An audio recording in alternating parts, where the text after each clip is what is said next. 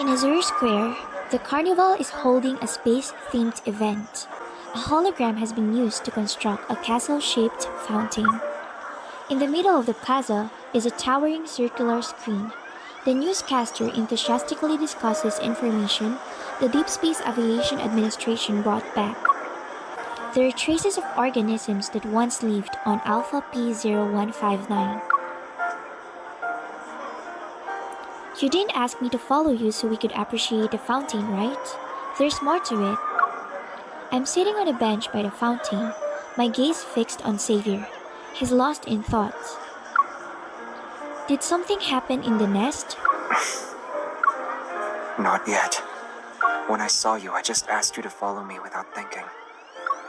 Not yet means something did happen. I glanced at the bustling crowd. I still felt uneasy, but even with potential threats following close behind, they wouldn't strike out in the open. So you're really going to the N109 zone?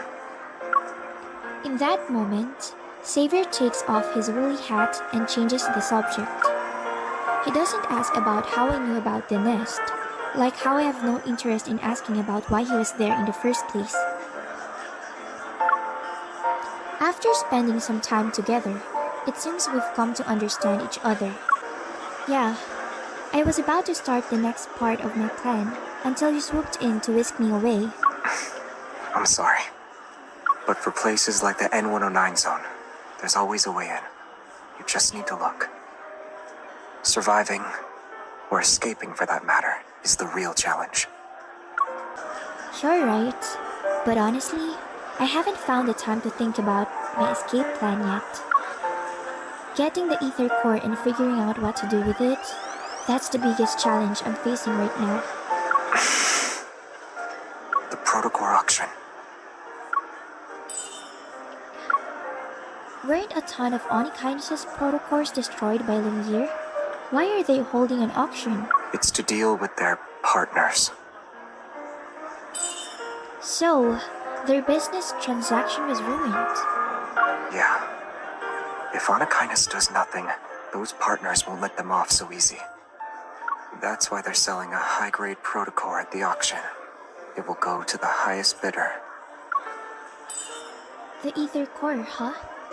I raise my head, but before I can get some answers, I notice a patrol robot hovering behind Xavier. Its rotating eyes are locked onto us.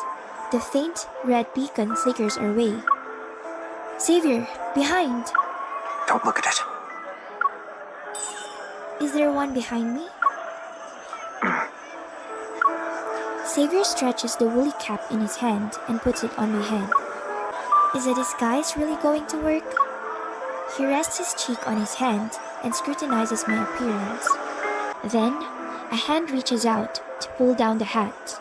Suddenly, I'm plunged into darkness. This will do. Hey! I take the hat off, annoyed at his calm demeanor. I don't sense any metaflux, so I doubt we're dealing with Luminivores or Tezcatlipoca this time. The people trying to capture you finally decided to show up, huh? I always wondered why I find myself in the same situation whenever I run into Xavier. If it's not a coincidence, then there's a threat lurking around him.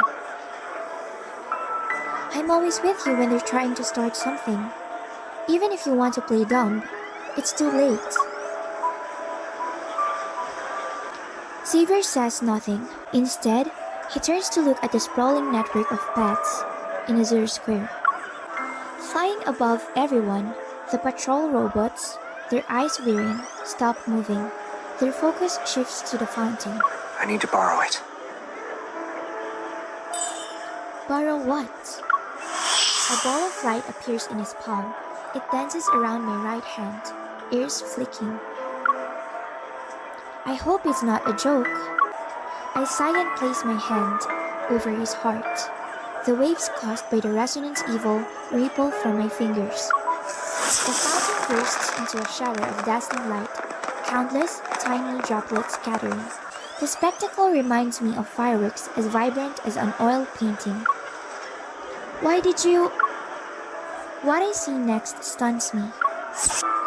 A sharp light, concealed within the water spray and fireworks, pierces through a dozen hovering patrol robots.